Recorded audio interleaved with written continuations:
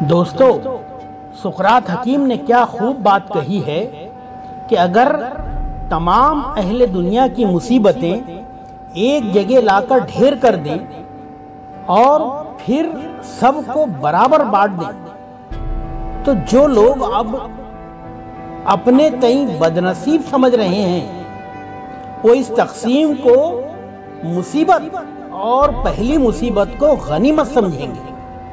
और हकीम इस बात के मजमून को और भी बालातर ले गया है। वो कहता है कि अगर हम अपनी अपनी मुसीबतों को आपस में बदल भी सकते तो फिर हर शख्स अपनी पहली ही मुसीबत को अच्छा समझता।